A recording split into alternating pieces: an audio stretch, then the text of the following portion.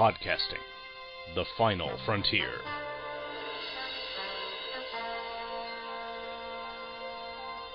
This is the Hammer Podcast. Its 30-minute mission: to rehash geeky topics, to seek out new bastions of nerdiness, to timidly go where the more talented have gone before.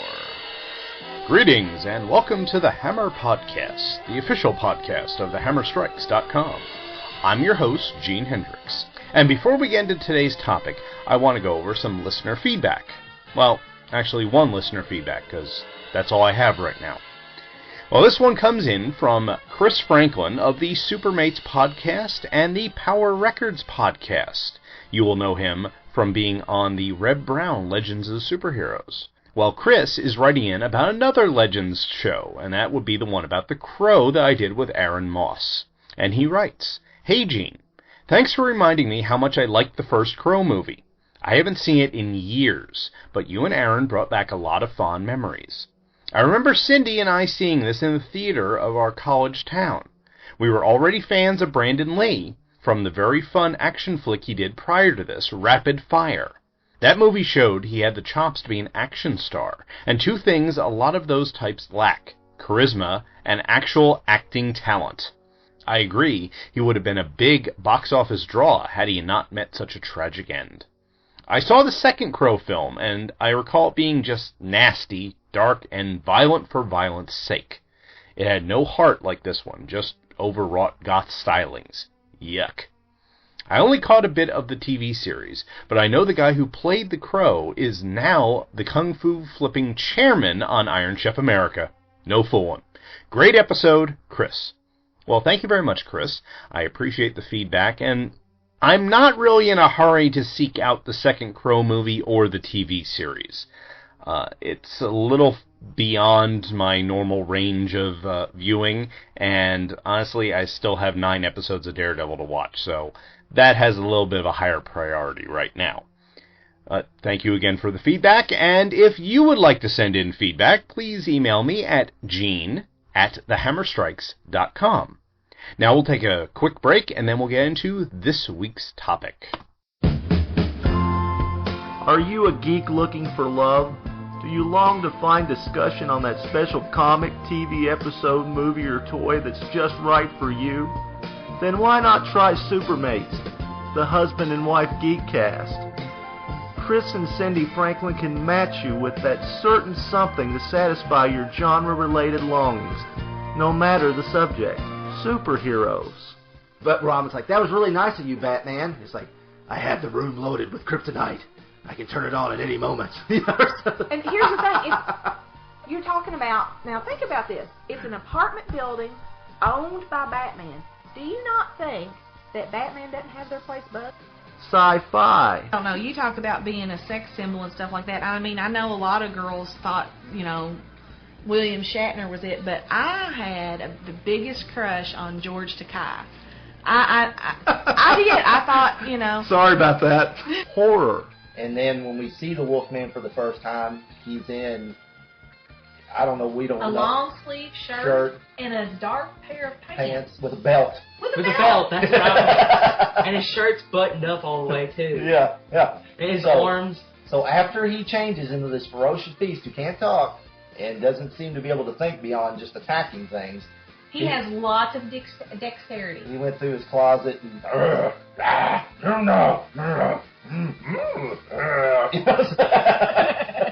like this outfit better. Action figures. I actually had all the figures and all the accessories up to a certain point. I really, literally did collect them all, Including She-Ra. I was going to get to that, but... Chris and Cindy have found their own happiness through discussions like this. I could be friends with him. I could be down with this version of the Ultra Humanoid. You could be friends with the dude who put his brain inside a mutated albino ape. I married you! Oh! If you're tired of searching for geek love, then sign up with Supermates for free at supermatescomic.blogspot.com or on iTunes. Welcome back. This time I'm going to talk about a topic that has been put off for far too long, that of Norse mythology. Those who have listened to this show before know that I'm a heathen, also known as a Germanic pagan, which means that I worship the Norse gods. So I think I know a thing or two about this subject. As with most things, it's best to start at the beginning. And for the Norse, that would be at Ginnungagap, which is the void between Muspelheim, the realm of fire, and Niflheim, the realm of ice. These two realms predate the universe, and their interaction with the heat melting the ice causes the birth of Ymir, first of the ice giants, and the cow, Audhumla. Ymir fed on the milk from the cow, while she fed by licking the blocks of ice that were all around. Now, as she licked a particular block of ice, Audhumla began to uncover something. At first it was hair, then it was a head, and finally a whole person. This was Buri, the first of the gods. While all of this was going on, Ymir's body was busy with a little asexual reproduction. While Ymir slept, the sweat under his arms grew 2 more giants, 1 male and 1 female, and one of his legs paired with the other to create a third, the son Thruggelmir, Strength Yeller. These were the first of the family of frost giants, also known as Jotuns. Buri had a son, presumably with one of the female giants that came about from the children of Ymir. This son was named Bor, and he married the giant Bestla. They had 3 sons, Odin, Vili, and Ve. These 3 brothers were bothered by the fact that the Jotuns outnumbered the gods, so they decided to kill Ymir. The brothers attacked him in his sleep and, after a terrific battle, managed to kill him. Ymir was so large, and his wounds so grievous, that his blood flooded Ginnungagap, drowning all the giants except for Bergelmir, son of Thruggelmir, and his wife. They escaped to Jotunheim, and begat the race of frost giants. Not wanting to waste anything, Odin and his brothers made Asgard and Midgard out of Ymir's body. They also created the race of dwarves from the maggots in his corpse. Now, this is a very simplified version of the story, but you get the point. I guess you're probably asking yourself whether or not I believe this. Well, yes and no. Yes, it's part of my religion. I believe that, as any Christian believes in Genesis. However, I don't believe that it is to be taken literally. In fact, I think it works as a great allegory for M theory, which is a unification of the various versions of string theory. In simple terms, and I'm probably simplifying too much, M theory states that the Big Bang was caused by 2-dimensional membranes touching and creating our universe.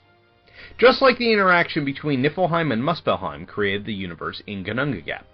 Taking this further, Ymir was created out of the interaction, and then everything in our universe was created out of him, meaning that Ymir is the stand-in for the Big Bang itself, where all matter and energy in our universe came from. What this means to us, heathens and Norse scholars, etc., is that Asgard and Midgard, or the upper and middle realms, are to be considered part of this universe, while the remainder of the 9 worlds, including Jotunheim, Muspelheim, Niflheim, Alfheim, and Svartalfheim, no, that is not a complete list, are all part of other universes. That would explain why Asgard and Midgard are so often connected in the lore, and why they are the only realms affected by Ragnarok. It also helps to explain the gods' fascination with humans. Oh, they battle, and in some cases marry, the Jotuns, so there's a connection between those 2 worlds. But that takes a bit of travel, while the gods can make it to Midgard pretty easily. Rather than the simplistic view seen in the comics or the Marvel movies, this really expands your view of what's going on. You see, the Norse Worldview splits everything into Inningarthur and Utgarthur, or in-yard or out-yard. Basically, things that are part of your world are to be trusted, or those outside your world are not to be trusted. In the old days, this was people from your community and everybody else. Looking at this example, though, we see that the gods are tied to our universe, and the giants are outside that universe. Hence, we can rely on the gods to come to our aid against the giants. Alright, so we've got the big cosmic stuff out of the way. What else can we learn from this tale? Mainly, that Odin is not someone to emulate. He and his brothers, who, like Burdi and Bor, disappear pretty quickly after this, decide that there are more of them than us, so let's kill them first. Yes, a preemptive strike is a good thing in some cases, but here we don't have any reason for it, and it ended up starting the constant warring between Asgard and Jotunheim, with Midgard sometimes caught in the middle. Now, while Christians, at least the good ones, try and emulate Christ in their behavior, heathens should not try and emulate Odin. Odin, beyond being not a very nice person, is driven by one overriding goal: stave off Ragnarok as long as possible through any means necessary. See episode 3 of this program where I related the rape of Rindir to see just what lengths he will go to. This is great if Odin happens to be on your side, but if you turn out to be against his plan, look out. So, if we're not supposed to act like the chief of the gods, what are we supposed to do? Well, there's this little thing called the Havamal, which translates to the words of the High One. It is 164 verses that tell you how to behave in various situations, what to be worried about, and some tales of runes and spells. Here are a few examples. Verse 8. Happy is he who wins for himself fair fame and kindly words. But uneasy is that which a man doth own, while it lies in another's breast. In other words, you're happiest with what you earn for yourself. Verse 12. Less good than they say for the sons of men is the drinking oft of ale. For the more they drink, the less they can think, and keep watch o'er their wits. Or, don't drink so much that you become an idiot. Verse 16. A coward believes he will ever live if he keep him safe from strife. But old age leaves him not long in peace, though spears may spare his life. It's better to risk, and possibly lose, than try and avoid risk and die unsatisfied. And probably my favorite, verse 75.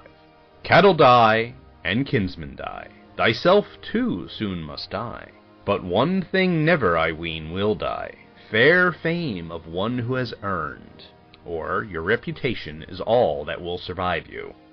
There are some repeats in the verses, but you get the idea. This is like the Heathen 10 Commandments, but a little more helpful in my opinion. Okay, let's take another quick break, and then we'll talk about the Aesir hiring a contractor. Aquaman and Firestorm fighting crime together. Soak 'em down or burn 'em up. No one does it better. Whenever you find trouble, they'll always be there to catch them in a bubble or even torch their hair.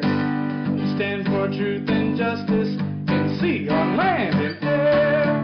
Firestorm and Aquaman, they make a super pair. The Fire and Water Podcast, celebrating Aquaman, King of the Seven Seas, and Firestorm, the Nuclear Man. Available weekly on Aquaman Shrine, Firestorm Van, and on iTunes and Stitcher. I'm one of your hosts, the Irredeemable Shag, here to talk about Firestorm. Along with me is my co-host Rob Kelly, here to talk about some guy that talks to fish. Really? You're going to pull this crap during the promo? Bad enough I have to put up with your shenanigans every week, but... Welcome back.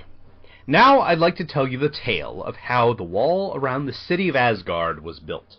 The gods were concerned with the Jotuns coming to attack, so they wanted to make the city of Asgard defensible.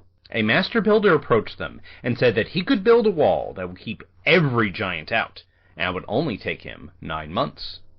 As payment, however, he wanted Freya as his wife, and the sun and moon as her dowry.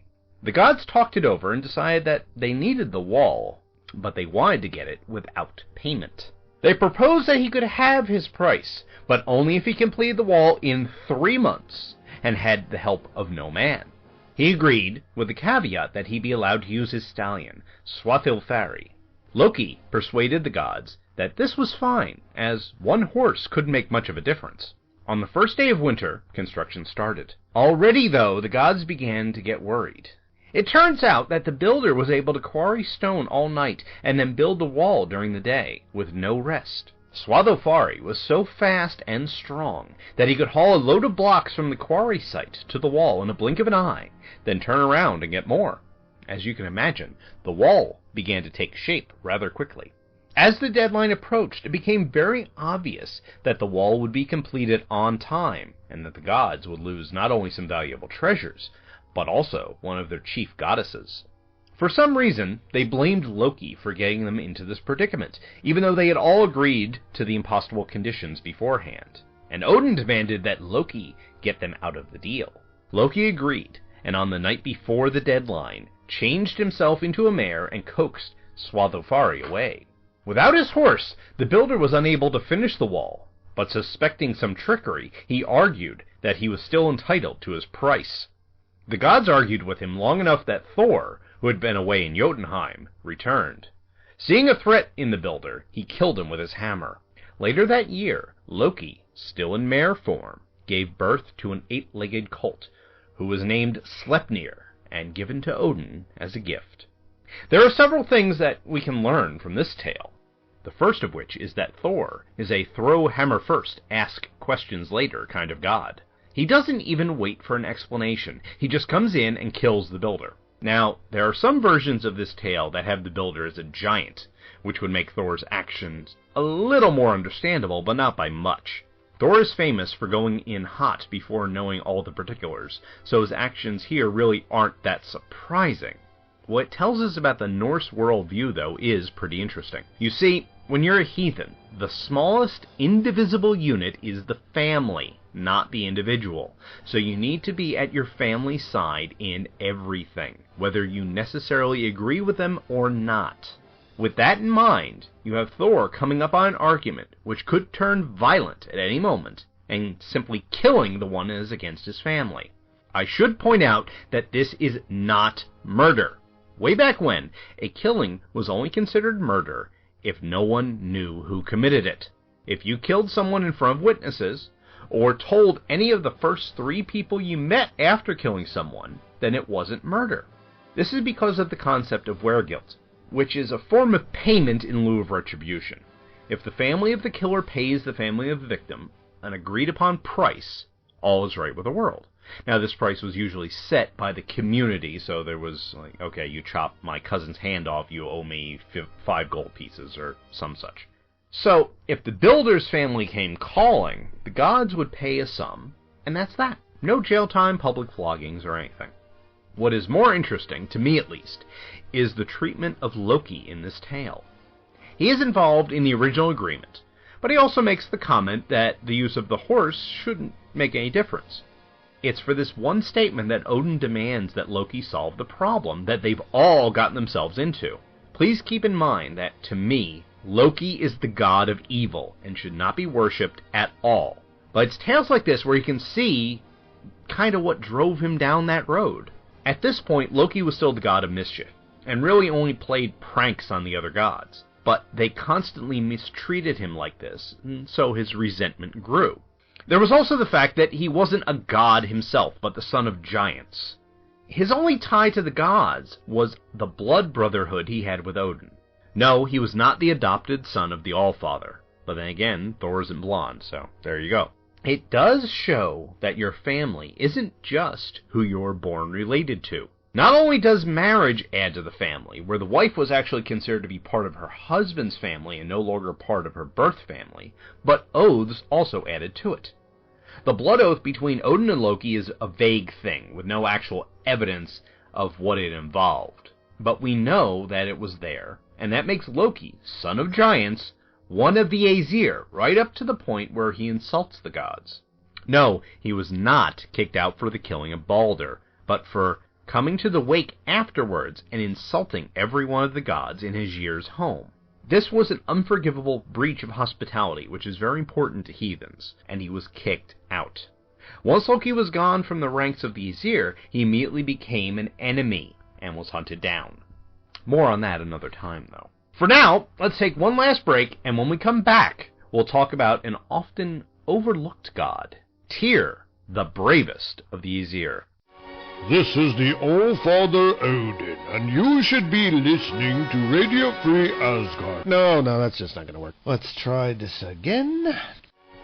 This is the evil Loki, and if you hate Thor as much as I do, you should be... All right, let's just try one more thing. Jane Foster here, and you should be... Rhythm. All right, let's just keep this simple. Hello, everybody. My name is Tom Harris, and I do a podcast called Radio Free Asgard, which airs every Thursday over at radiofreeasgard.com. We cover the adventures of Thor, Hercules, and more from ancient times all the way up into the present day. We read old comics and make fun of them. I do ridiculous voices and generally make an ass of myself. So if that sounds fun to you, you should come join us, the only Thor podcast hosted by a true descendant of Odin, over at radiofreeasgard.com. And we'll see you there. And we're back. Now I'd like to tell you about the binding of Fenrir. Fenrir is one of the children of Loki and the giantess Angerboda, the others being Hel, the goddess of death, and the Midgard serpent. Fenrir took the form of a wolf of a gigantic size, and for a while he lived in Asgard, where the gods could keep an eye on him. He was so ferocious, though, that only Tyr was brave enough to go near him and feed him. As time went on, though, Fenrir continued to grow, and at an alarming rate. Soon it was obvious that he couldn't stay in Asgard any longer, but because they feared the destruction that he'd cause if he were to roam around the worlds, they knew that Fenrir couldn't be released either. So they decided to bind him. The gods tried to trick the wolf into allowing them to put chains on him by telling them that it was a test of strength. The first two chains were big and heavy, but broken quite easily. The third chain was a slender thing, though, being made of the sound of a cat's footsteps, the beard of a woman, the roots of stones, the breath of a fish, and the spittle of a bird. It was named Gleipnir. Being the child of the cunning Loki, Fenrir suspected that this was a trick. He agreed that they could chain him with Gleipnir, but only if one of them put his hand in Fenrir's mouth as insurance. None of the gods were willing to lose a hand, or, possibly worse, break an oath by removing their hand should the wolf find that he could not break free. Tyr, however, decided to agree to the wolf's terms, in order to save many lives down the road.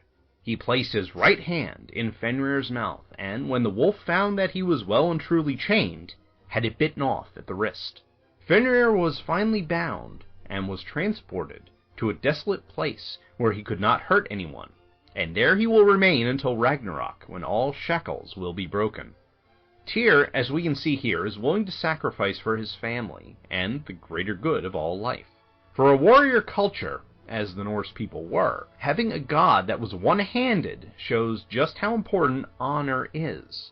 More important than fighting, more important than your physical self, is the protection of your family and the keeping of your word. Tyr could have easily kept his hand by pulling it out of Fenrir's mouth, but he gave his word that he wouldn't. It is also very interesting that Tyr was the only one willing to sacrifice himself. As I said before, Odin is not a god to emulate, and as we can see here, the others weren't that brave in this case. In fact, there are few gods that are really good examples of how to behave. Thor is hot-tempered and headstrong. Aegir, the god of the sea, lusts after gold. Balder was a coward until his mother got him invulnerability, etc., etc. There really are only two Aesir, in my mind, that are worthy of trying to emulate. Tyr is one, in that his sense of honor and justice is second to none. The other would be Heimdall, guardian of Bifrost, the Rainbow Bridge. Heimdall is, according to one story, the progenitor of the castes of humans. So, whenever I do a ceremony, I call for silence among the sons of Heimdall. Beyond that, though, is the fact that Heimdall is ever faithful. He is the one responsible for sounding the alarm when enemies of Asgard appear. So he is constantly on watch and will forgo pleasure in the name of duty. He is also prophesied to be the one responsible for killing Loki at Ragnarok, so he is to be applauded for that alone. Okay, I think I've rambled on long enough for this episode. I will be doing more of these episodes coming up, but we'll get back to more geeky topics before then. Before I go, though, I should point you in the direction of further reading material if you want a more detailed and less snarky, version of these and other Norse tales. I would highly recommend The Norse Myths by Kevin Crossley Holland. It's available on Amazon for pretty cheap, and if you're going to buy it through Amazon, please head over to twotruefreaks.com, that's TWOTRUEFREAKS.com, and click on the Amazon link there. It won't cost you any more money, and it will help us keep the lights on at the network. Also, if you want to listen to these stories, check out Radio Free Asgard, where Tom Harris devotes every 9th episode to retelling these tales. He does a better job than I ever could, which is why I paraphrase them here. That's it for me this time. Remember to check out thehammerstrikes.com for more thought-provoking topics, or mind-numbing ones, depending on your attitude, and I'll see you next time. The Hammer Podcast is a production of thehammerstrikes.com. Questions and comments can be emailed to gene@thehammerstrikes.com. Look for The Hammer Strikes on Facebook and Google+. Part of the Two True Freaks Internet Radio Network.